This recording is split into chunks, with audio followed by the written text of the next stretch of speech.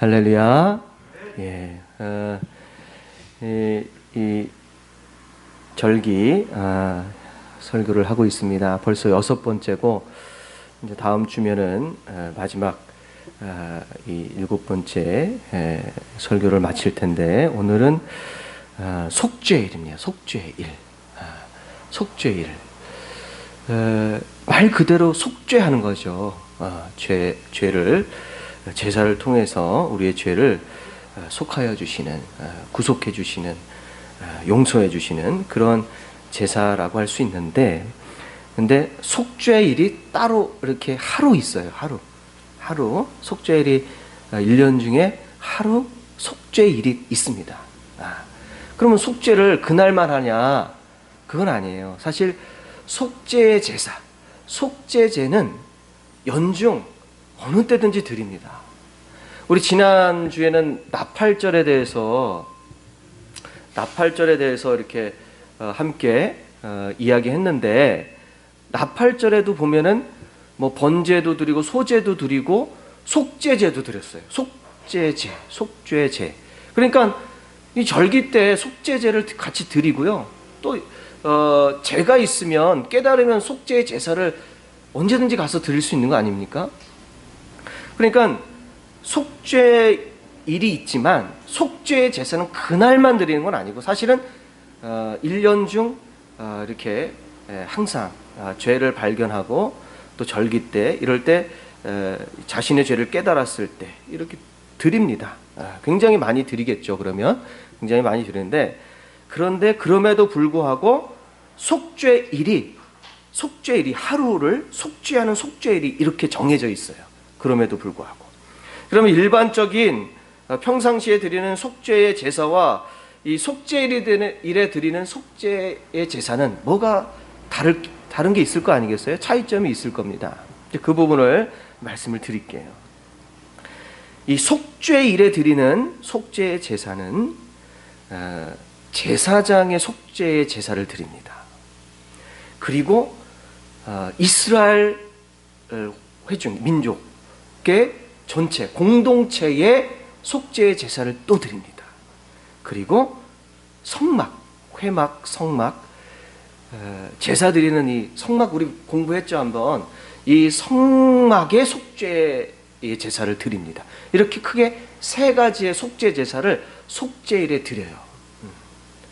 1년에 한 번, 하루 7월 10일에 7째 달 열흘날 10일에 이렇게 드리는데, 정확하게 말하면 9일 저녁부터 10일 저녁, 요 하루 9일 저녁, 이게 이스라엘의 하루 계산법이에요. 우리는 그냥 해 떠서 해지면 이렇게 뭐 하루 이렇게 지나지만, 이스라엘 사람들은 저녁부터 그 다음날 저녁까지를 이렇게 어떤 하루의 사이클로 그렇게 생각을 하고 있습니다. 그래서 9일, 이 32절에 나왔던 것처럼 9일 저녁부터 10일 저녁까지 속죄일로 지킵니다. 하루를. 그래서 이때는 이 성막에 보면은, 제가 성막 안에는 성소가 있고 지성소가 있다 이런 말씀 드린 적 있죠. 그래서 성소에 들어가면은 촛대도 있고 향로도 있고 그리고 그 떡상도 있고 그래요. 그런 이제 항상 갈아줘야 되기 때문에 거긴 자주 드나드는 곳이지만, 성소를 지나면 또 지성소가 있어요. 거기는 속죄소라는 곳이 있는데, 거기는 이 바로 속죄일 이날 하루 들어가는 거예요. 그날 하루 들어가는 거예요. 거기는 아무나 못 들어갑니다. 속죄일의 대제사장만. 그리고 지성소에 가서 속죄할 때는 회막에 아무도 없으면 안 돼요. 있으면 안 돼요. 없어야 돼요. 오늘 말씀 16장에 보면요, 레위기 16장에 보면은 속죄의 제사는 어떻게 드리는지 자세하게 이렇게 제사 방법이 쭉 나옵니다. 그때 거기 보면은 대제사장이 지성소에서 속죄할 때는 회막에 아무도 없어야 된다. 그 순간에 그렇게 지성소에 1년에 한 번 지성소 대제사장 혼자 희생 제물의 피를 가지고 속죄하러 지성소에 들어가는 날입니다.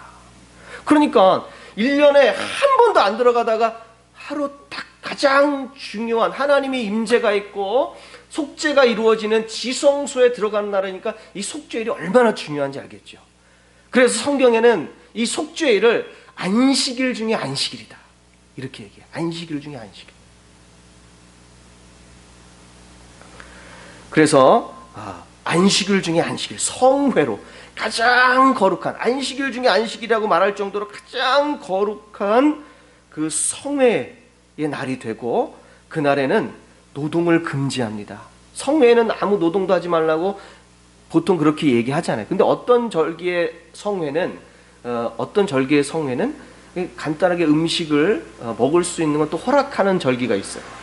그런데 안식일 중에 안식일인 이 성회는 사소한 일까지도 하지 못하도록 그렇게 노동 금지를 하고, 또 보통 노동 금지를 하는 이유는 제가 나팔절 때 설명을 드렸지만 노동이 나쁘기 때문에 하지 말라는 것이 아니라, 노동이라는 건 거룩하고 하나님이 주신, 인간에게 주신 부여하신 책임과 의무이지만, 그러나 노동을 금지할 정도로 주님께 집중해야 돼요.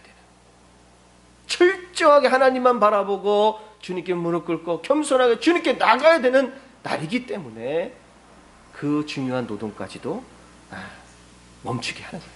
그런데 이 노동금제 7월이라고 되어 있는데, 7월이 우리나라 태양력으로는 제가 지난번에 말씀드렸지만 9월, 10월이고, 또 유대인들이 지키는 민간력은 7월 7째 달이 새해라 그랬어요. 근데 이때는 추수가 끝나고 파종하기 중간기, 그 사이 기간이에요. 그래서 노동을 금지시킬 때도 하나님께서 이스라엘 사람들에게 노동을 안 해도 될 만한 날에 이렇게 해주신 건 참 은혜입니다. 그래서 이렇게 노동을 금지하고, 또 어떻게 하라 그러냐면, 오늘 말씀에 나오지만 이날에는 스스로를 괴롭게 하라. 스스로를 괴롭게 하라. 이런 문구는 이 절기 나오면서 없었어요. 근데 이 속죄일에는 스스로를 괴롭게 하라 이렇게 얘기합니다. 그래서 이날에는 이스라엘 사람들이 금식하는 날입니다. 사실 구약에는요 금식이 없어요. 이렇게 특별히 없는데 이스라엘 사람들이 금식을 이 속죄일에는 합니다. 속죄일에. 그래서 나중에는요 신약 이제 조금 중간기를 거쳐서 구약 시대에 지나가 중간기 거치고, 뭐 바리새인들은 여러 번 금식도 하고 금식을 자주 하기도 하고 하는데, 이때는 이 속죄일에는 규정으로 정해져 있는 게 금식이 바로 속죄일에 있습니다. 그래서 금식하고 자기를 괴롭게 하고 또 이 제사장도요 보면은 옷을 입을 때 세마포 옷을 입고 그날 제사를 지냅니다. 세마포. 자기를 뭐 예쁘게 치장하고, 사실은 대제사장의 옷은요 세마포 옷만 입는 게 아니라 화려해요.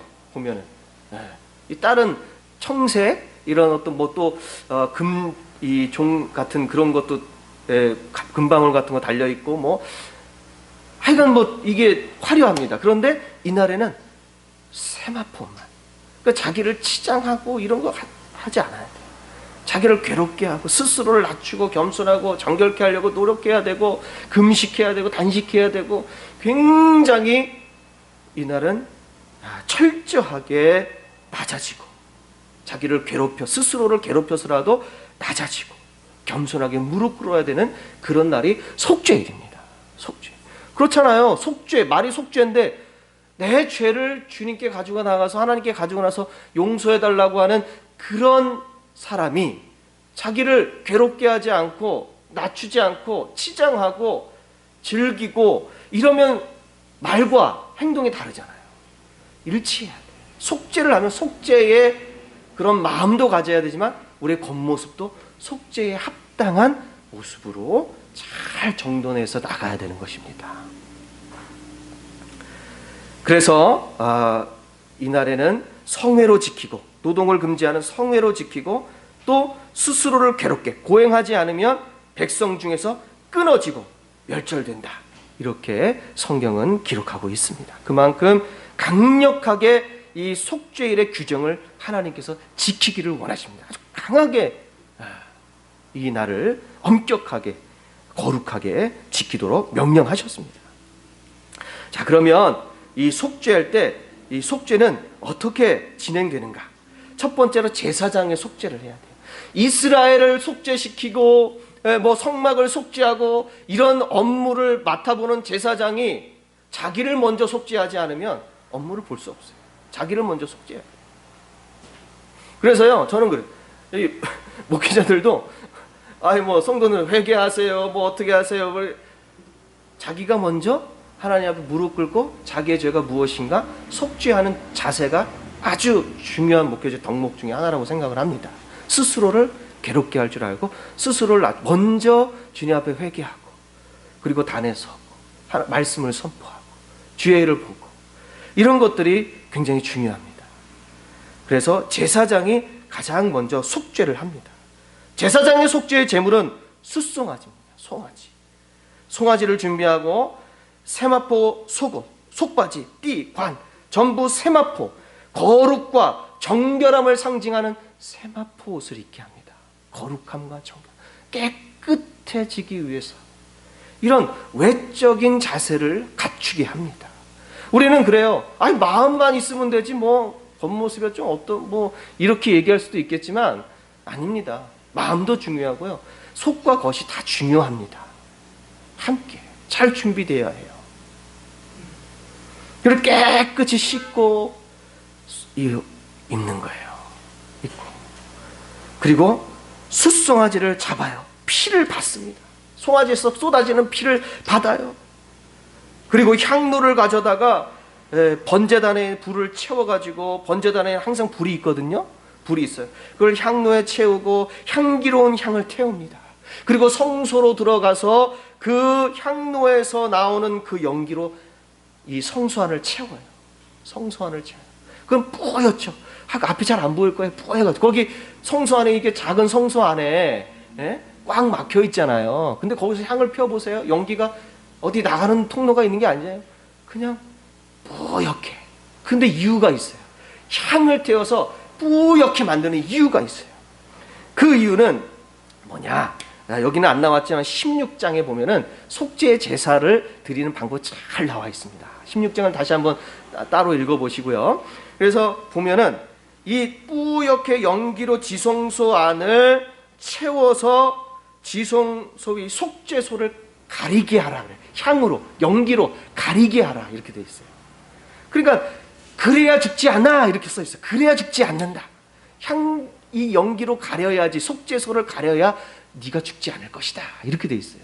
그러니까 이 속죄소는 거룩한 것이고 1년에 한 번 들어가는 지성소 한 번 들어가는 것이고 아무나 들어갈 수 없고 죽을 수도 있는 거룩한 장소이기 때문에 하나님을 만나는 장소이기 때문에 그만큼 조심하고 정말 하나님 앞에 나아가는 마음 자세가 정말 조심스럽게 그러니까 우리 그래요. 예배하는 자세가 주일이라고 우리 뭐 교회 가니까 그냥 뭐 이렇게 막 신나게 그냥 올 수도 있겠지만 하나님 만나러 간다. 하나님 만나 예배하러 간다. 마음에 이 제사장이 지성소에 들어가는 그 마음으로 제가 말씀드렸잖아요. 솔직히 이제 이 구약의 시대는가 아니에요. 사실은 성막의 시대는 가고 예수 그리스도께서 성막이시고 예수 그리스도의 십자가 사건 이후로는 이 교회가 그 역할을 이어받습니다. 그러면 우리 교회는 지성소와도 같은 거예요. 제사장만 들어갔던 대제사장만 들어갔던 곳이지만 이제는 예수님을 믿는 모두가 다 제사장이 되어서 주님께 나아갈 수 있는 그런 거룩한 은혜의 시대가 바로 지금입니다. 그러니까 우리도 대제사장이 연기를 채워서 거룩한 그 장소에서 내가 실수하지 않고 하나님 앞에 잘못하지 않기 위해서 조심스럽게 그런 마음을 가지고 겸비된 마음을 가지고 주님 앞에 나가야 될 줄 믿습니다. 그래서 숫송아지 피를 가져다가 속죄소의 동쪽과 또 속죄소 이제 속죄소 앞은 바닥을 속죄소 바닥에 그리고 이 속죄소 이 앞 위쪽에 또 손가락으로 그 피를 뿌립니다. 손가락 바닥에는 7번 뿌려요. 7번 바닥에 이 속죄소 앞에 뿌리게 돼 있어요. 7이라는 거 얘기 말씀드렸죠. 오늘 이 대속죄도 7월에 있어요. 7월에 있고 또 이 7월이라는 것은 7이라는 것은 우리 성경에서는 특히 믿는 사람들에게서는 또 각별한 숫자입니다. 하나님께서 이 세상을 창조하고 7일 날 쉬셨어요. 그래서 안식하라 그래요. 그래서 세상을 완벽하게 창조한 그 창조의 섭리가 이 숫자에 담겨져 있고 하나님의 거룩한 안식의 숫자이고, 그렇기 때문에 이 속죄의 완전성을 이루기 위해서 7번 뿌려라 라고 이렇게 이야기를 합니다. 이렇게 제사장의 속죄가 이루어집니다. 그리고 백성과 회막을 위한 속죄를 합니다. 백성과 회막을 위한 속죄. 백성과 성막, 이 백성과 성막을 위한 속죄의 제물은 뭐냐면 순염소 2마리다 이렇게 돼요. 순염소 2마리 16장에 나옵니다. 순염소 2마리를 준비해라. 그리고는 2마리를 이렇게 세워놓고 항아리를 가져다가 거기다가 이 제비를 뽑습니다. 제비를 뽑아요. 안에 제비 2개를 넣어놓고 백성들 앞에서 그걸 보여주면 직접 백성들 앞에서 보여줍니다. 그리고선 제비를 뽑아요. 지금 하는 얘기는 성경에 나오지는 않지만 이 이스라엘의 전통 그 의식에 관한 것들을 연구하면 나오는 부분인데, 제비를 뽑는데 하나는 여호와를 위하여, 하나님을 위하여, 하나는 아사셀을 위하여라는 그런 문구가 써 있다 그래요. 실제로 제가 본 적은 없습니다. 이렇게 연구하다 보니까 그런 얘기들을 알게 되는데, 그 제비를 뽑아서 여호와를 위하여라고 된 것을 2개를 제비를 뽑아서 이 염소 앞에 둡니다. 머리에 둔다고 그러기도 하는데 둡니다. 그러면 딱 펼쳐보면은 한 염소는 여호와를 위하여라는 제사를 쓰이고 하나는 아사셀을 위하여라는 제사에 쓰이는 거예요. 2마리를 그렇게 구분해서 쓰는데 제비를 뽑아서 씁니다. 사람이 정하는 게 아니에요. 그러니까 성경에요, 제비 뽑는 거 많이 나와요. 제비 뽑는 거. 그래서 제비를 뽑는 게 이거는 뭐냐면 무슨 도박이나 이런 게 아니에요. 제비를 뽑아 하나님의 뜻을 따르기 위해, 인간의 생각이 들어가지 않는 하나님의 뜻이라고 생각하기 때문에 제비를 뽑는 겁니다. 그렇게 하라고 하나님이 시키시고.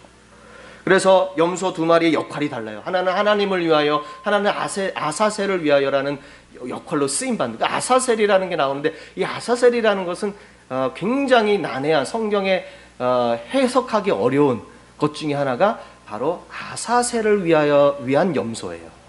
그 16장에 보면은 그 내용이 나오는데 아사셀을 정확하게 해석하는 사람이 없습니다. 다 추론하고 연구하고 그냥 이렇게 하는 것 뿐이지 정확한 의미를 해석하기는 어려워요. 그런데 어쨌든 이 2가지 이제 2 염소를 제사장이 하나님을 위한 염소와 아사셀을 염소와 구분을 합니다. 그리고선 속죄할 때에 제사를 드리는 방법은 제사장의 숫송아지를 잡는 밥하고 똑같아요. 하나의 염소를, 하나님을 위한 여라고 뽑힌 염소를 잡는 거예요. 그리고 피를 받아요. 그리고 지성소에서 똑같이 피를 뿌립니다. 여기가 똑같아요. 그런데 아사셀을 위하여라고 뽑힌 그 염소는 죽이는 게 아니에요. 지성 같이 뒀다가 제사를 지내는 거 같이 옆에 뒀다가 나중에 어떤 맡은 이 광야, 이 아사셀을 위한 염소를 광야로, 아무도 없는, 찾을 수 없는 곳으로 광야로 보냅니다. 그냥 살려서 보내요. 그걸 맡은 이제 사람이 따로 있습니다. 보냅니다. 그게 그 염소의 역할이에요. 그럼 아사셀은 뭔가? 아사셀이라는 건 뭔가? 왜 이 염소는 광야로 그냥 보내는가? 이런 어떤 궁금증이 생길 수 있거든요. 그런 궁금증이 생길 수 있어요. 그래서 이 아사셀의 의미는 여러 가지가 있어요. 속죄 염소, 어떤 해석은 타락한 천사의 우두머리를 상징한다, 이렇게 얘기하는 사람들도 있고, 그냥 아사셀이라는 이 단어를 쫓아가다 보면은 제거하다, 없애다 이런 의미도 있어서 우리의 죄를 제거한다는 의미다 이렇게 해석하는 사람도 있고요. 어떤 사람은 그냥 그 쫓겨난 염소가 가야 할 광야의 지명 이름이 아사셀이었다, 이렇게 얘기하는 사람들도 있어요. 어떤 게 옳은지는 정확하게 판단할 수 없지만 정확한 것은 뭐냐면 이 아사셀을 위한 염소를 광야로 내보낼 때 어떤 의식을 행하냐, 제사장이 두 손으로 그 염소의 머리에 손을 얹고, 두 손으로, 그리고 이스라엘의, 그리고 성막의 이 모든 죄를 그 아사세레를 위한 염소에게 전해줍니다. 모든 죄를 그 염소에게 주고 그리고는 광야로 돌려보내는 거예요. 그래서 어쨌든 중요한 건 우리의 죄를 짊어지고 광야로 가는 염소잖아요. 그죠? 우리의 죄를 짊어지고 광야로 가는 염소예요. 마치 누구와 같아요? 예수 그리스도와 같은 거죠. 예수님과 같죠. 모든 죄를 짊어지고 홀로 아무도 없는 광야로 가는 그 고난의 길을 가는 예수 그리스도를 상징하고 의미한다라는 것에는 어떤 다른 이견이 현재까지는 없습니다. 그러니까 예수님을 상징하는 염소예요. 우리의 죄를 짊어지고 가는 이 염소입니다. 그래서 이렇게 백성과 회막을 위한 속죄를 염소 2마리로 행합니다. 그런데 우리도요 보면요, 회개라는 것은 내가 지은 죄가 있잖아요. 내 죄가 있어서 내 개인적으로 하나님께 회개해요. 그런데요, 오늘 말씀을 통해서 알 수 있는 게 뭐냐면 공동체의 죄가 있을 수 있어요. 이스라엘이라는 공동체의 죄, 다수의 죄가 있을 수 있다는 거예요. 네? 조직의 죄 있을 수 있다는 거예요. 그래서 우리는 그걸 깨닫지 못하는 죄도 있어요. 아무리 생각해도 생각나지 않아. 1년 내내 내가 무슨 일을 했지? 생각나지 않아요. 그래서 이러한 모든 죄들을 위해서 기도하는 거예요. 우리 민족이 잘못할 수 있어요. 우리보다 연약한 민족을 괴롭힐 수 있어요. 우리 민족이 그럴 수 있어요. 또 어떤 조직이 그럴 수 있어요. 그러면 어떻게 해야 됩니까? 기도해야죠. 마치 내게 죄가 있는 것처럼, 남일 보듯 하지 말고 마치 내가 죄를 지은 것처럼 내 죄를 회개하듯이 함께 회개해야 될 줄 믿습니다. 그게 겸손한 기도인 줄 믿어요. 그리고 성막을 왜 속죄해요? 기구들, 성막에 기구들 많잖아요. 번제단도 있고 뭐 물두멍도 있고 향로도 있고 촛대도 있고 떡상도 있고 기구들이 많아요. 근데 그거를 위해서 속죄해요. 성막. 부정한 사람들이 와가지고 얼마나 그걸 만졌겠습니까? 지나가면서 성막 문을 만지고 그렇잖아요. 물론 만지지 못하는 것들도 있겠지만 제사장이라고 다 깨끗합니까? 제사장들이 만지는 물건들도 부정해질 수 있어요.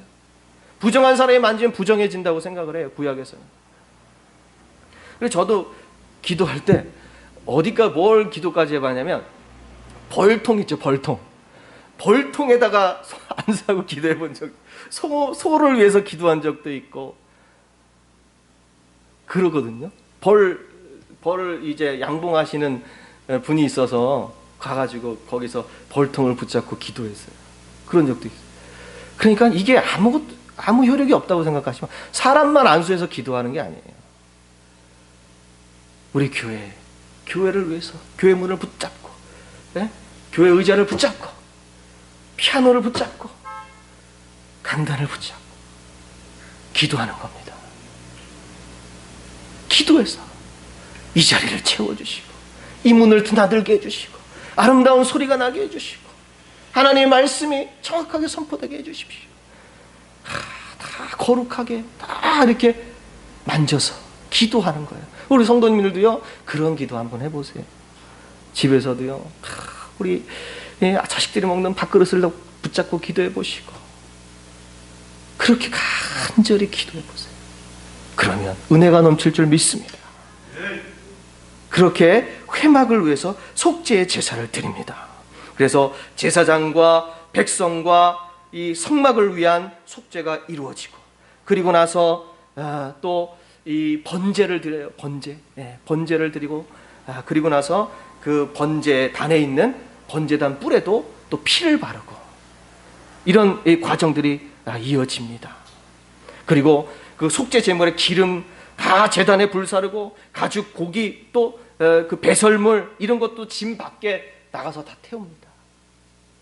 그 일을 맡아본 사람들도요, 그 일을 끝나면요, 아사셀을 위한 염소를 데려다 준 사람도 옷을 다 진영 밖에다 벗어놓고 들어가야 되고, 정결케 해야 되고, 씻어야 되고, 고기, 뭐 배설물, 가죽 이런 거 버린 사람도 다시 다 정결하게 이렇게 씻고 진영 안으로 들어가야 합니다. 그래서 이날은 속죄, 완전히 이스라엘 전체의 성막을 위해서, 전체를 위해서 내가 모르는 것까지 하나님께 모든 죄를 아뢰는 속죄하는 그런 날입니다. 여러분들, 이것을 보면서 한 가지 분명히 알아야 될 건 뭐냐면 이 세상에 의인은 없다는 사실이에요. 모든 것을 위해서 속죄해야 돼. 모든 것을, 모든 사람을 위해서. 의인은 없나니 하나도 없다. 내가 의인이라고 생각하면 안 돼요. 하나님이 나에게 야, 넌 내 사랑하는 의인, 이렇게 인정해 주실 수는 있어도 나 스스로를 높이고 의인이다, 나는 깨끗하니까 내가 누구든지 다 이렇게 해버리면 안 돼요. 우린 다 정결하게 주님 앞에 겸손하게 나가야 될 줄 믿습니다. 속죄는 피의 제사예요. 성소에, 지성소에 들어가서 피를 뿌리고, 번제단에 피를 뿌리고, 피를 뿌리며 속죄합니다. 구원, 속죄는 피의 제사입니다. 그래서요, 예수 그리스도의 피밖에 우리를 구원할 것이 없는 줄 믿습니다. 바로 이 원리가 예수 그리스도의 십자가에 담겨져 있어요. 속죄일의 피의 제사, 이게 바로 예수 그리스도의 십자가에 흘리신 피, 그것으로 인해서 우리가 속죄함을 받는 줄 믿습니다. 다른 구원 없습니다. 절대 없습니다. 여러분들은 예수 그리스도를 통해서 흘리신, 예수님이 흘리신, 나를 위해 흘리신 보혈, 그 은혜에 감사할 수 있게 되기를 간절히 축원합니다. 기도하시겠습니다. 참으로 좋으신 하나님 아버지, 이스라엘 백성들이 하루 7월 10일 속죄일로 정하고 제사장과 온 백성과 성막을 위하여 속죄하였다고 하였습니다. 우리도 우리의 죄가 생각나는 것 외에 생각나지 않는 것도 있고, 또 우리의 공동체가 저지르는 죄도 있고, 하나님 앞에 올바로 서기 위해서 어떻게든 속죄하려고 노력했던 이스라엘 백성들처럼 본받게 하여 주시옵소서. 거룩하고 정결한 삶이 되도록 인도하여 주시고, 우리 주님의 이 피의 구속의 은혜를 예수 그리스도를 통해서 깊이 깨닫고 경험하며 은혜를 누리게 하여 주시옵소서. 예수님의 이름으로 기도하옵나이다. 아멘.